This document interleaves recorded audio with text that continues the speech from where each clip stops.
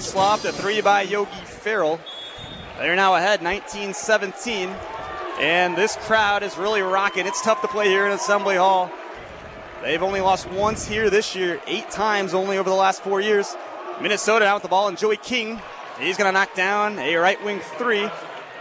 And once again, the lead changes. Minnesota back out in front. Yeah, and if you're Indiana, you don't want to give that up right out of the timeout, taking away the energy. Out the full court press, Yogi Ferrell splits 2 defenders, kicks out to Rob Johnson. Boom. There you go right there. Three. Gaining a little bit of momentum back, putting them back on top with the lead. That's 5 threes already for Indiana, 2 by Johnson. And now Andre Hollins quickly on the other end. Gonna scoot past 2 defenders and not gonna lay up. And if you're Indiana, you want to keep moving fast. They're getting all these threes in transition. Stan Robinson, the hoop, he's going to kick up to Zeislaw for another 3.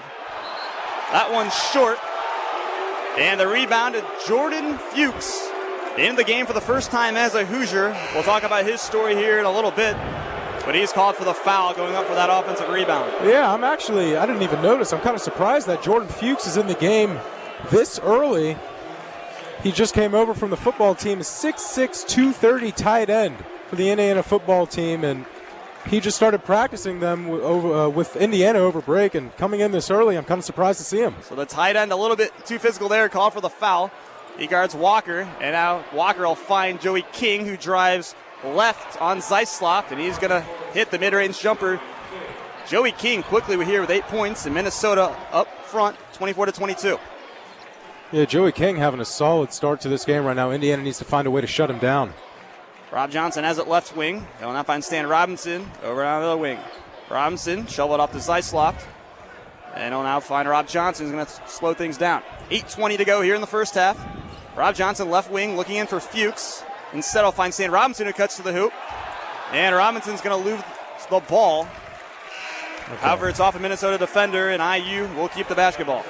Yeah, and Jordan Fuchs coming to the game, going back onto that topic, you have to think if you're Tom Crean with Colin Hartman having 2 fouls so early in the game, they're looking for anything right now to try to keep up with that kind of pace. They don't want to play Mascara Perea too much, so Fuchs coming into the game right now.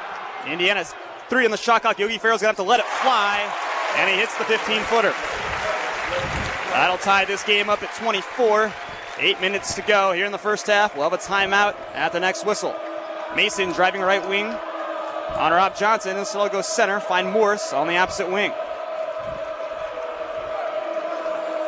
Hollins now feeds Walker inside, who goes to work on Fuchs, and his layup up and in. Yeah, and that's going to be a tough thing for Fuchs. See, if you have Colin Hartman right there, he has experience guarding the big man, but putting Fuchs into that position, you can't ask so much of him. Minnesota back up front, but Yogi Ferrell's going to drive and find Troy Williams for the N1. Yeah, and great job right there. Yogi drawing the defense, leaving Troy Williams wide open, finds him, cutting to the basket. Big N1 right there for Indiana going into the timeout. The high-flying sophomore lives on the baseline.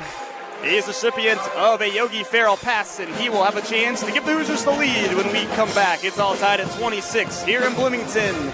You are listening to Indiana men's basketball on 99.1 WIUX.